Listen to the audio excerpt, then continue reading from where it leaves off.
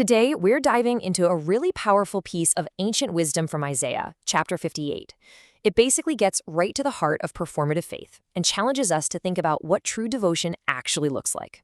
You know, this message might be thousands of years old, but you're about to see just how relevant it is right now. So, this brings us to the big question, the one that's really at the center of this whole chapter, and probably something a lot of us think about. What does true worship really look like?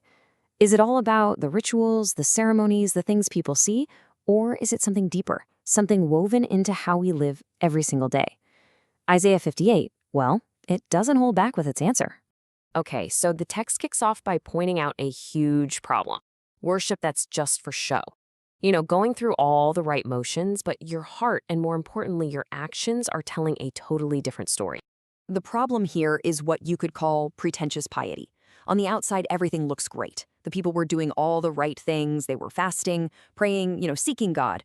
But it was all hollow, because behind that religious-looking curtain, their daily lives were full of injustice and taking advantage of others. And when you put it side by side like this, the contrast is just, wow. On one hand, you've got this public performance of faith, looking for God, acting all righteous, fasting. But then you look at the reality behind the scenes, exploiting their workers, constant fighting, injustice. The text makes it crystal clear. God is not interested in religious acts when they're completely disconnected from how you actually treat people. So if going through the motions isn't what God wants, what's the alternative? This is where we get to the absolute core of the chapter, a radical new definition of what fasting, or you could say true worship, is all about. And here it is, the answer. Straight from the text itself. God asks, "Is this not the fast I have chosen?" And the answer has nothing to do with just denying yourself something. It's all about action.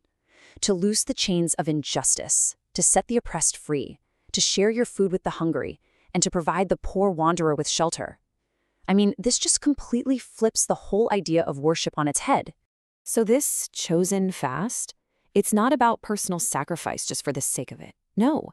It's about actively serving other people. It shifts the whole focus from looking inward at your own self-denial to looking outward with acts of mercy and justice. Really, it's worship through action.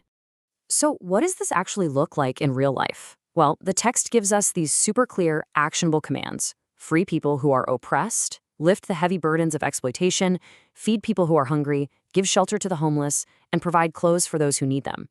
These aren't just, pretty poems. They're direct instructions on how to care for people who are vulnerable.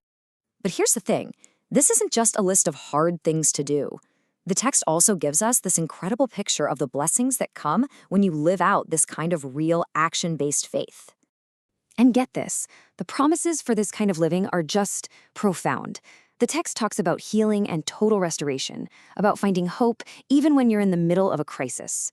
It promises guidance, a deep sense of satisfaction, renewed strength, and ultimately, a life that actually reflects God's glory. And you can really see these promises in the imagery. That full jug is a perfect symbol for restoration, right? And the light just bursting through the clouds, that's hope in the darkest of times. These are really powerful ways to visualize the amazing results of a faith that's actually put into practice. Okay, so we've looked at the problem and we've looked at the solution, but what does this actually mean for us day to day? How do we actually put this kind of faith into action? The main thing to remember is that this isn't some checklist you do one time and you're done. Nope. True worship is a daily, constant practice. It's this ongoing effort to make sure our inner hearts and our outward actions are lined up, reflecting what we believe God truly wants. So what's involved in this practice? Well, it all boils down to a few core things. Spending time in the Word to really understand God's will, keeping that line of communication open through prayer, and then from that foundation, you live out the two greatest commands, love God and love your neighbor. And you do all of this in a community with other believers. So at the end of the day, Isaiah 58 leaves us with a really challenging question we have to ask ourselves.